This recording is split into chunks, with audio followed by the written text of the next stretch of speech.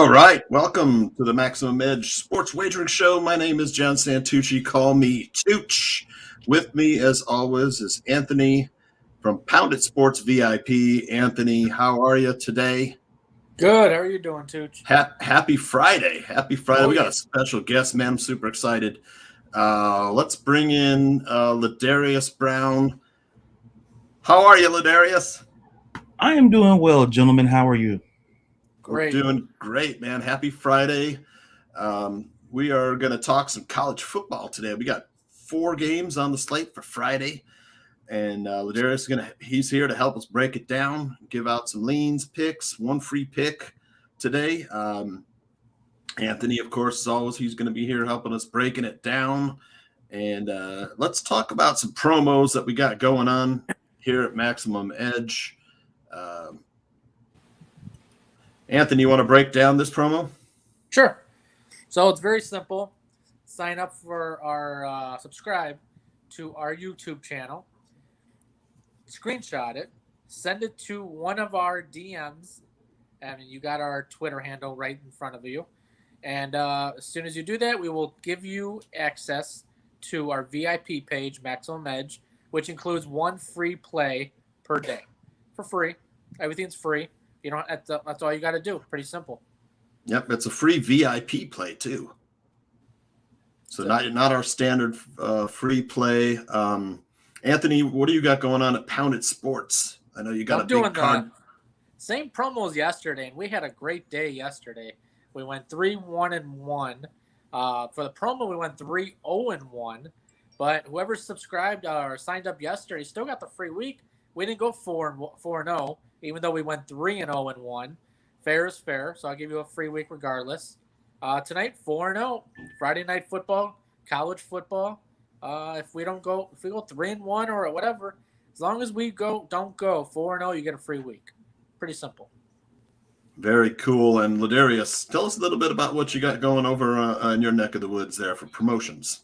Sure, absolutely. I do for Sports in the World podcast, and usually every day I try to give out a free play to you guys. Whether it be baseball, football, college or pro, and now the NBA is coming, so there'll be definitely a couple of free plays regarding that as well as the season progresses there. So it's a lot of things going on in that front. Right, and if you haven't seen Ladarius's podcast, please check it out. Do you want to tell them where they can find your show? Sure, absolutely. The Sports in the World podcast. You can find it wherever you get your podcasts. And coming soon, we'll be streaming, doing videos as well, so you get to see me talk about sports as much as you get to hear me talk about sports. So there, I guess, if you want to consider that a plus, consider it a plus. So be on the lookout for that as well. Well, you may see Ladarius back here, of course, and thanks for joining us today. Last night we had Thursday night football, and like Anthony was saying, 3-0-1 for VIPs. Our free play we gave out was the over, which looked fantastic in the first half. I text Anthony. I said, man, our over's looking great. He says, you're going to jinx it. I jinxed it. He does it as soon as it gets 28 points in the first 21 points. And I was like, that's it. It's game over. We lost the over. The over. What did they do? As soon as you said that, 4 straight punts. As soon as you said that. I was like, Tooch, I'm going to kill you. Thank God I didn't bet the over, but there goes our free play for the show. I know. First half, Brady and company, man, they couldn't be stopped. They're slicing up the Philadelphia secondary. And then second half, they only got 7 points the second half. Jalen Hurts had a couple running touchdowns. Ladarius, any thoughts on Thursday night football last night? Sure. Just a couple of takeaways. I felt that the game in itself was going to be close. I think when you look at Philadelphia, I think it's one of the things where you kind of got to look at the record in a finite sense, because, and I think I was talking to Anthony before, I was talking about how play calling, because there's talent on this Eagles team, and you have a guy named Miles Sanders back there. And when you look at them statistically, they're a top 15 team running, but they don't run the ball enough. And imagine if they did, they'd probably be a top 10, maybe top 5 team in the league rushing. So I'm not surprised at how close it was. Thursday night games, you always get those kind of high scoring, middle of the week, 3 days. So all in all, it was a very, very enjoyable game to watch. And then, like I say, those four straight punts, maybe not so much to kick off, but all in all, it was a very, very good game. Brady, once again, Tampa kind of, I want to say, eking it out in the end. Yeah, and Tampa Bay really missing Rob Gronkowski. It showed, especially in the second half, whether it's his blocking or making plays underneath. That big body, could have helped him get a couple of those first downs and whatnot. Anthony, thoughts on Tampa, Philadelphia? What are these two teams? What kind of teams are they? Tampa, I mean, honestly, I didn't know really what to expect out of Tampa. I knew they would win because they still have so much talent in the offensive end. They can score at will. They just didn't really try that hard in the second half to score. They were more trying to just end the game. I mean, if you saw, that was sure. Sherman went out. I can't think of his first name. Sherman went out. Richard Sherman. Richard Sherman. That's it. Richard Sherman went out. And the second half was just nothing but low scoring. It was terrible. And in fact, the Thursday night football game is now 4-2 on the under for the season. So Thursday night football, which started off so hot, 2-0 on the over, is now 4 straight unders. So, I mean, that's a key stat to remember. But this Buccaneers team is still very good, and at home, they're unstoppable. They are 2-1 against the spread for the game, 3-0 against the spread first half, 3-0 on the over-under, and 3-0 on the over-under at first half at home. So next time they play at home, remember those stats. Those are key, especially first half. Not a lot of places you can find those first half stats. Yeah, I'll tell you, they're really trying to put their defense back together. They're so banged up. They got so many injuries on defense. That's really why we talked about yesterday with Over and Under Girl that the door would probably be open for Philadelphia and a backdoor cover. That's what happened. She called it. Yep. +7. I mean, it's the right call. It's a key number at home as a dog. Yep. I mean, it's hard to do it because it's Tampa, but it fell right through, right? And just as this the trend goes, you take the home dog at +7. I mean, we got it at -6.5. We bought the half point at -6, so we got a push on it. But our pound was the teaser. Tampa -1 and over 46. And me and you were calling that since Monday. That's the easiest play of the week. Yep. Yeah, that one cashed for us. And a lot of backdoors can be open a lot in Tampa Bay with that defense unless they fix something. I don't know what they can do. I mean, the cornerbacks just aren't walking around on the streets. So maybe they make a trade because I don't see them getting all the way to the big game without any healthy cornerbacks. So now with that defense, they're still getting a good pass rush with Shaq and Jason Pierre-Paul, but you still need guys that can cover out there. By the end of the season, they'll be fine. It's still very early in the season, but hey, they're doing what they got to do, and that's just win games.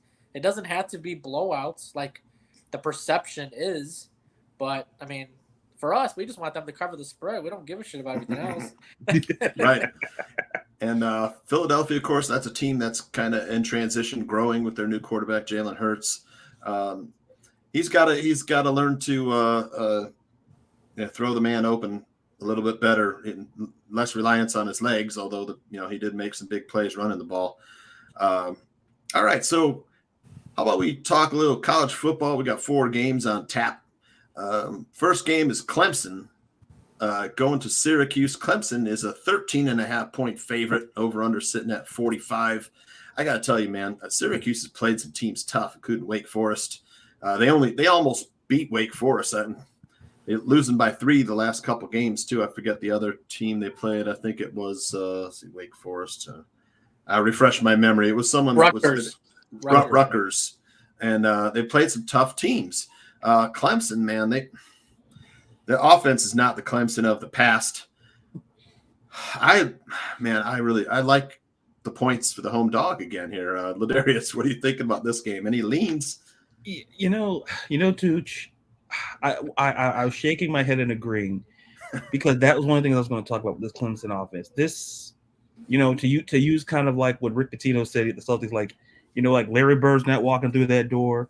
These guys, like, listen, if you're, listen, Trevor Lawrence is not walking through that door. Travis Etienne's not walking through that door. Right. So this is clearly not the same team. Offensively, listen, they're 114th in the country. Yeah. In passing offense. And running the ball, they're 83rd. And when you look at their own conference, like they're last in total offense. And they're 12th in rushing and 13th in passing. This offense, we knew it wasn't going to be great, but jeez, like I feel like the breaks that they had in years past, they're going against now. Because like classic example, that NC State game, in the past, they would have won that football game. This year, you don't have the talent to push it through. But they still have a great defense. So, but I just want to talk about Syracuse really quick and talk about Sean Tucker. Like, listen, we talk about Bijan Tucker, we talk about Kenneth Walker, but let's talk about Sean Tucker. Like, he's second in the nation in rushing yards. He's first in yards from scrimmage, and and first in touchdowns from scrimmage. Like, Dino Babers, this offense, this Sean Tucker is the offense, and keeping him around in games. So when I saw that plus 13.5, I went, that just feels easy to me, because I know how great Clemson's defense is. That's cool. But like you say, Syracuse has hung around a lot. At some point, you keep hanging around in games. At some point, you're going to break through. So, and listen, Syracuse defense, they're tied for 4th in the nation in sacks. So their defense is not a slouch. Like, don't expect this ball to be slung around. Expect this game to be probably one in the trenches. Yep. Or better yet, which quarterback can make a big throw. So when I saw that 13.5, I said, listen, take it. Because Syracuse has some bullies on the defensive line, going to knock you into the dirt if you ain't careful. They really can run the ball too. And man, I love the home dog, man. Anthony, any thoughts on this game tonight? Any leans, Syracuse, Clemson? I love the home dog, and that's what scares me. Everybody's going to be on the home dog. The only people really going to be on Clemson are the people from Clemson or Clemson fans. But when you're betting money, I mean, you can't do it for your heart. You got to do it statistically. I mean, Clemson they barely beat a Boston College team. They lost to NC State. I mean, they're squeaking by every game. Syracuse are coming off 2 losses, but those are quality games. They're tight games. They could have won those easily. I mean, I love Syracuse in this spot. I really do. I'd buy the half point, make it 2 touchdowns even. Yeah. But it's just, there's going to be a day where Clemson just breaks the door open, like Ladarius says, and just blows somebody out, and it's just going to be like, of course, this is going to be the day. But Syracuse at home, it's going to be packed because everybody wants to beat Clemson. They got a target on their back. So, I mean, you either bet Syracuse here or you don't play it at all, because I don't know. I love Syracuse in the spot personally. Yeah, Clemson. That's the thing. When are they going to get it together? Because when they do, they're going to knock a team around. But Syracuse, I don't think, is the team they're going to do it to this tonight for. They might even win. This might be a game where you sprinkle the money line on Syracuse. I don't know where they came up with this spread. And personally, I'm surprised it's still that spread. I thought it'd be lower. I mean, this is basically the opening line. I mean, it's a little bit of an insult. It really is. Syracuse is not that bad of a team. Yeah, I agree. They give up their share of points, but Clemson doesn't have the offense to score the points. So some of the numbers here: Syracuse offense ranked 59, really good at running the ball. Their defense ranked 22nd in the country. Clemson also, like Ladarius said, 24th in the country, but their offense for Clemson 117th in the country. That really is surprising. They do not have the offensive talent in years past. Here's some trends. Clemson 0-6 against the spread their last 6 games. Total's gone under in 4 of Clemson's last 5 games. And Clemson are 2-5 against the spread in their last 7 games against Syracuse, man. And 7-1 for Syracuse in their last 8 games against the spread. And they are 5-1 against the spread in their last 6 at home. I mean, all the signs point to Syracuse and the cover, man. 70% of the money is on Syracuse. I'm going to follow the money in this one. So if I'm laying my hard-earned cash down, I'm taking, like Anthony said, buying a half point, taking 14, and putting it on Syracuse tonight. Oh yeah. All right, so 3-0 consensus there. Let's talk about, man, I really don't like this next game, but Marshall's an 11-point favorite at North Texas. These are conference rivals. Over under 66. Neither of these teams play any defense. Ladarius, tell us about Marshall versus North Texas. Oh boy, do I have to? Okay, Put you on the hot seat. I guess since I'm here with you guys, I'll do it. Look, I guess they always say start off positive and then work into the negative. So I guess I'll do that. You know, Marshall, listen, they can get to the quarterback. They're third in sacks. That's great. You know, Grant Wells, fourth in the nation in passing yards. I like Corey Gamage. Listen, fourth in Conference USA. But like you mentioned, defense, it's a defense. It reminds me, I always use this phrase when I used to talk about the Big 12. I always use the phrase defense optional. Yeah. And I feel like with this game, I feel like it's more applicable because you look at North Texas. Okay, they can run the ball. DeAndre Torrey, he's great. They're fifth in, you know, they don't allow many passing yards. It's one of those games, Tooch and Anthony, where I just go like plus 11. It's a rivalry game. Yeah. And you're giving me double digit. Usually rivalry games are supposed to be, I'm not gonna say always single digit, you know, but if I had to lean away, and since I'm here, I'll lean one way. I won't sit on the fence. I would begrudgingly, because I have more confidence, and that's not saying a lot. I have slightly more confidence in Marshall's offense than I do North Texas's offense. And is that saying a whole lot? Maybe not. But that being said, in a defense kind of optional game, if you ask me today, I would maybe take Marshall, you know, take the minus 11. But then once again, I don't know what I'm going to get because it's one of those games I just look at and go, I don't know which way to go. But once again, I think surely Marshall can beat North Texas by at least 11. Surely. So I'm going to go that route and say, even though we did the home dog, we did the home trend, but yeah. Surely Marshall can go on the road and beat North Texas, who I think has just one win, if I'm not mistaken. Yep. I think they're 1-4. 1-4. And listen, Marshall's 3-3, so I'm not saying they're not any better.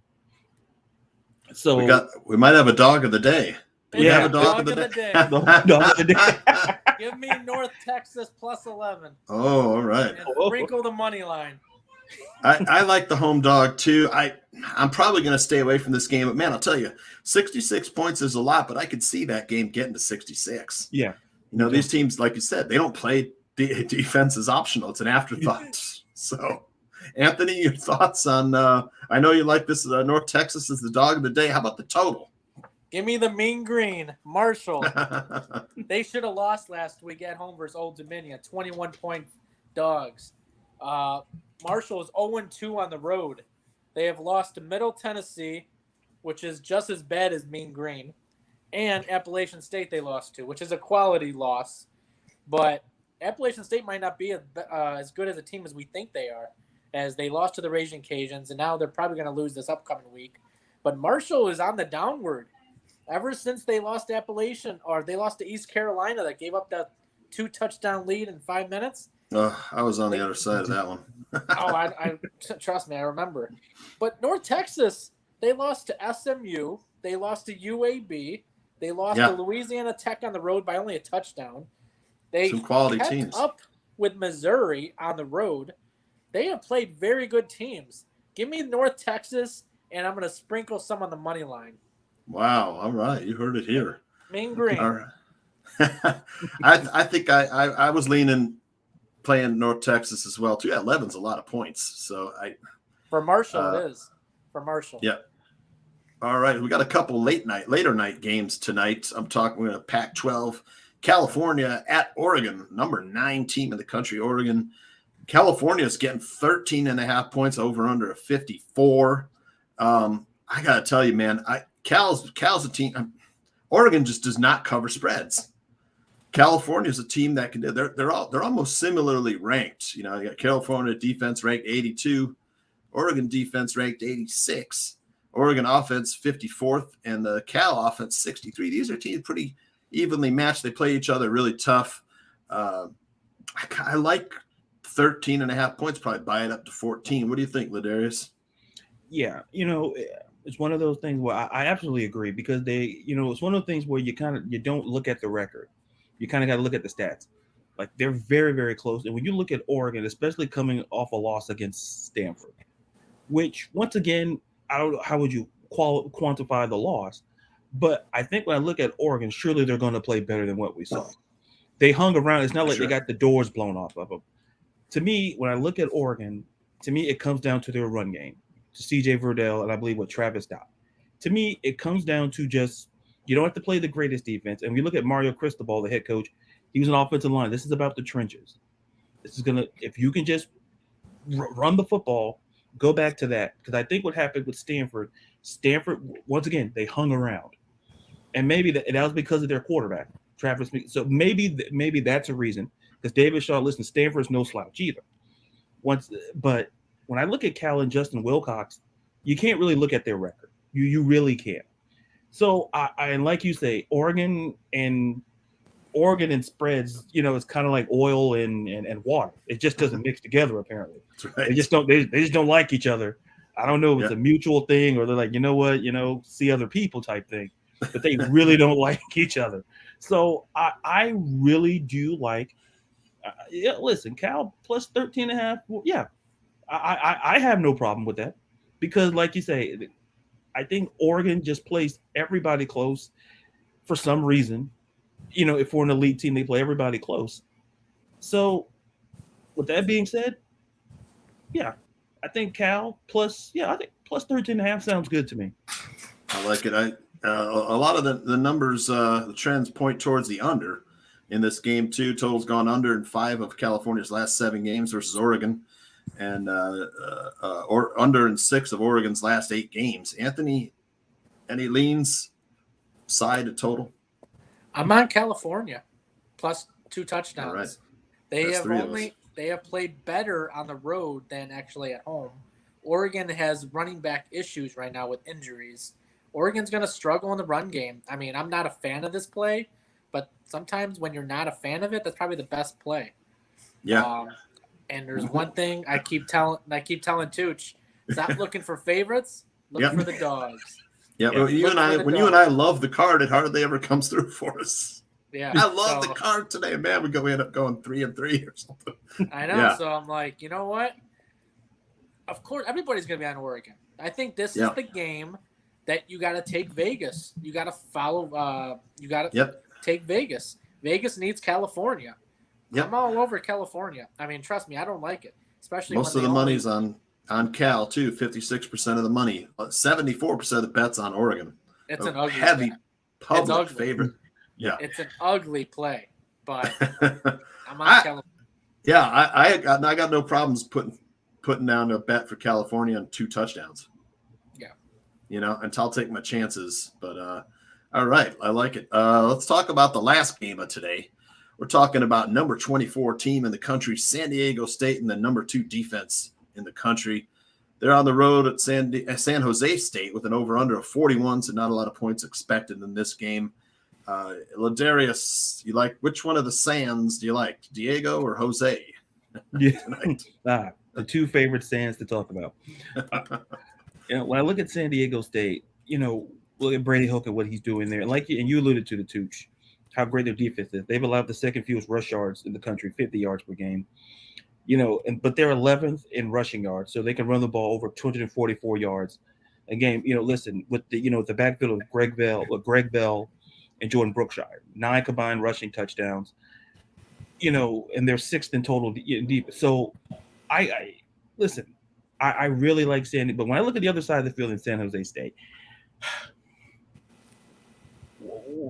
combing over and looking over this team, listen, they're not terrible. Like, let me preface, they're not terrible, but they're not exactly great either. when I look at this matchup, you look at like Nick Starkel and you got who's the other quarterback? Nick Nash. Nick Nash. Thank you. Nick Nash. Yeah. It's one of those nursery. It's like one of those rhymes, like the seashell one. But when I look at them, they combined for 11 touchdowns. But of the 6 interceptions thrown, 5 have been thrown by Nick Starkel. And I remember a point in time where people were like, "Oh, Nick Starkel's great." He was at Mississippi State, and then he comes to San Jose State. Mixed results. Yeah. But big expectations, low output. But. Absolutely, and to me, something that I look at is the penalties. San Jose State, they have 50 penalties. That's tied for 121st in the nation. Great stat. Other side of the ball, San Diego State, just 32, and that's tied for 41st. To me, you can't shoot yourself in the foot. You can't make mistakes, especially if you're San Jose State. You're already a dog. You're almost a 10-point dog, and you're playing a team who can just run the football well.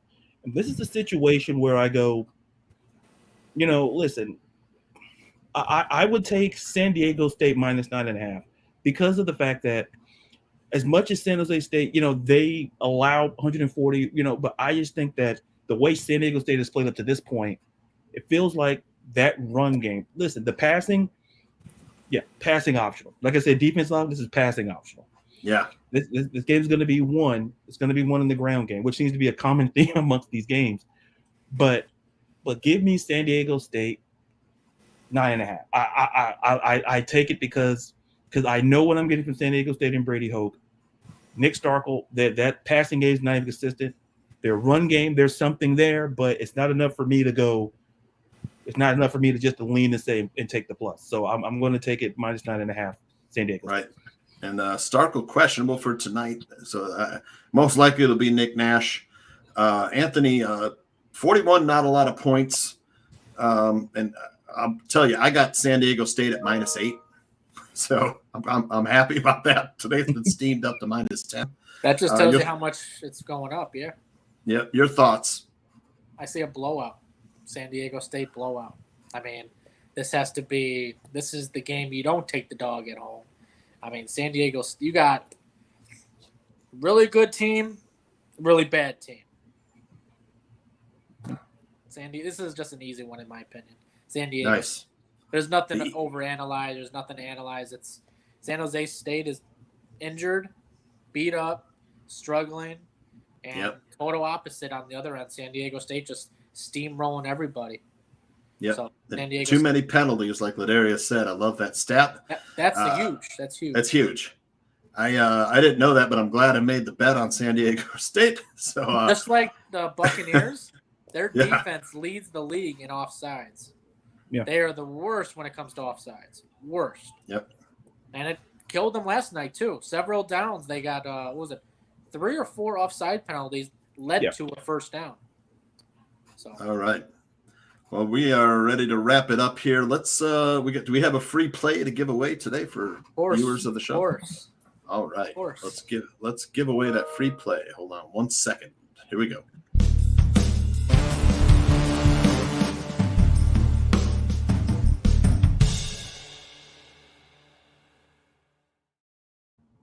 Oh, we had like a bad beat last night. Lowering our free play record down. What do we got for tonight, Anthony? We are doing San Diego State -5.5. First half, I love it. I love it for San Diego State. We're all over San Diego State today. All right, want to thank Ladarius for joining us today. Hopefully, he'll be back, and we will see everyone here tomorrow. Saturday, talking college football, Anthony and I, and we're going to have about 5 or 6 games we'll be going over. A tough card tomorrow, man. Not a lot of games standing out. We'll see if Anthony can dig out some gems here, and we will see you all tomorrow. Have a good one. And I'm the team captain. He's the preview, and I'm the main attraction. Unstoppable, unconquerable, on top of the world, accomplishing the impossible. Unstoppable.